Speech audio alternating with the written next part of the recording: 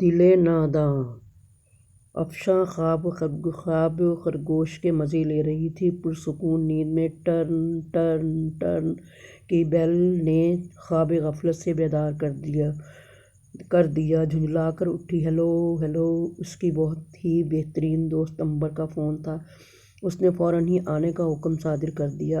افشاں کی رہائش پہلے ہاسٹل میں تھی، اس لیے کالج میں ملاقات ہی ہو پاتی تھی۔ دوستی اس وقت زیادہ مضبوط اور گہری ہو گئی جب افشاں نے گھر کرائے پر لے کر گاؤں سے والدہ کو بلوایا۔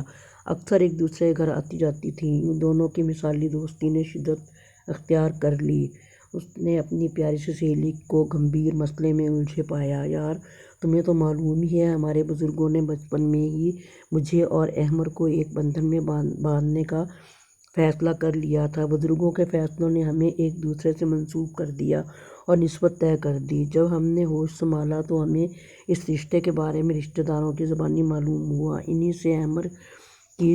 انہی دنوں احمر کی ٹرانسفر ہمارے شہر میں ہو گئی اور وہ میرا ماموزاد تھا، اس لیے ہمارے یہاں قیام پذیر تھا۔ اس کی شدید خواہش تھی کہ میں ان سے بات کروں۔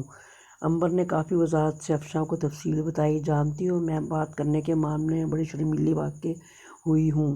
افشاں گویا ہوئی، دیکھو امبر، خود کو خود پسندی کے خول سے آزاد کرو۔ اس نے امبر کے احساس کو جھنجھوڑنے کی کوشش کی اور اس کے لاشعور میں احساس کی جوت جگا دی۔ تم ذرا سی غلطی سے اپنا بنایا کام بگاڑ دو گے۔ مجھے تو سہیلی ہونے کے ناطے معلوم ہے تم اس کی چاہت میں دیوانی ہو۔ اس کے جواب میں امبر نے دل گرفتہ ہو کر کہا تھا، افشاں، تمہارا کیا خیال ہے کہ بچپن کے رشتے پنپ سکتے ہیں؟ افشاں نے اسے پیار سے پچکارا، جان، تم اپنے آپ کو کیوں ہلکان کر رہی ہو؟ بزرگوں کے فیصلے ہمیشہ جاندار اور مضبوط چٹان کی طرح پائیدار ہوتے ہیں۔ ہم تم کون ہوتے ہیں اس مضبوط رشتے کو چیلنج کرنے والے، جس کی کڑیاں مضبوطی سے بزرگوں نے باندھ رکھی ہیں؟ اس کا تقدس ہم پر لازم ہے۔ بس اس کی یہی خواہش ہے نا؟ تم اس سے بات کر لیا کرو۔ یہ بات نہ کرنا ہی تمہاری سب سے بڑی بھول ہوگی۔ امبر کو اپنی غلطی کا احساس ہوا۔ افشاں، میں نے واقعی اس کی حق تلفی کی ہے بات نہ کر کے۔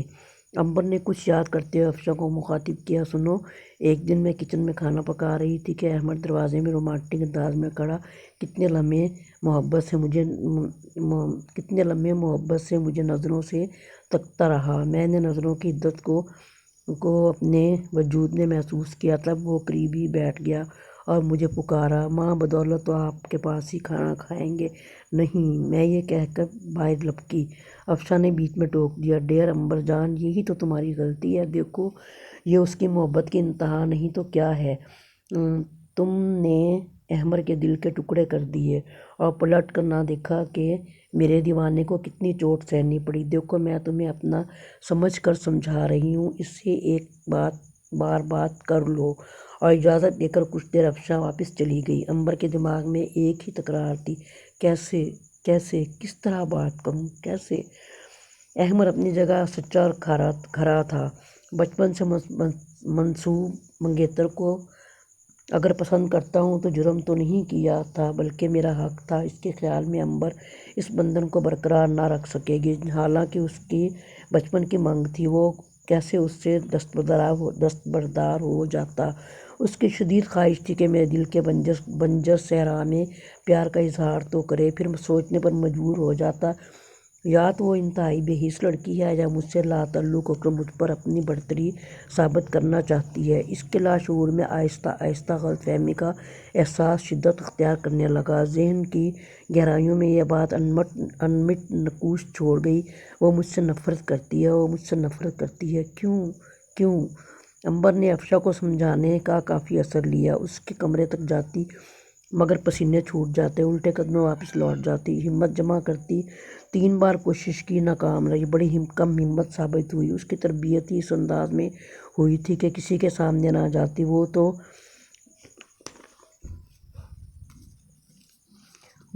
تو اس کا اپنا منگیتر تھا جو جب بھی سامنا ہوتا تو وہ ذومعنی بات ضرور کرتا۔ امبر شرما کر بھاگ جاتی۔ کتنے ہی موقع آئے امبر کو اس کے منگیتر نے بات کرنا چاہی، مگر اس کی شرم آڑے آ گئی اور یہ بات بھی افشاں کے گوشے گزار کر دی۔ امبر کی شرم کی وجہ سے وہ بدظن ہو گیا۔ اس نے امبر کے دل کو پاش پاش کر دیا کہ وہ ٹوٹ کر رہ گئی، اور افشاں کو اس کو سمجھاتی، اب بھی تم نے خود ہی اپنی محبت کا گلا گھونٹ دیا۔ اب دیکھو، وہ اتنی بڑی غلط فہمی کا شکار ہو کر تمہاری بہن کا رشتہ بھجوایا، مگر دیکھو خدا نے اس کی یہ خواہش بھی پوری نہ ہونے دی اور تم بار بار بکھرنے سے بچ گئی۔ مجھے تو احمق پر ترس آتا ہے، افشاں نے اس سے کہا۔ ایک دن امبر نے افشاں کو پھر فون کیا اور آنے کا حکم صادر کر دیا۔ افشاں وہاں پہنچی تو اس کو پریشان پایا۔ امبر اس کے گلے لگ کر بہت روئی۔ امبر جانی کچھ تو بتاؤ، مگر امبر کی سسکیاں رکنے کا نام نہ لیتی۔ مجھے بتاؤ تو کیا ہوا، اتنی پریشان کیوں ہو، بتاؤ تو صحیح۔ اس کی سسکیاں ہی رکنے کا نام نہیں لے رہی تھیں۔ بڑی مشکل سے اس کو چپ کرایا، پھر اس نے روتے روتے بتایا، اس کی شادی ہو رہی ہے، اب کیا کروں، بس اب میرے اب صبر کے سوا کوئی چارہ نہیں۔ میں اللہ کو یہی منظور تھا۔ افشاں، میری ذرا سی غلطی نے میری محبت کو ہمیشہ کے لیے دور کر دیا۔ میں کیسے جیوں گی، کس کے لیے جیوں گی، یہ کہہ کر دوبارہ آنکھوں سے آنسوؤں کی جھڑی لگ گئی۔ بشریٰ افضل، بہاولپور۔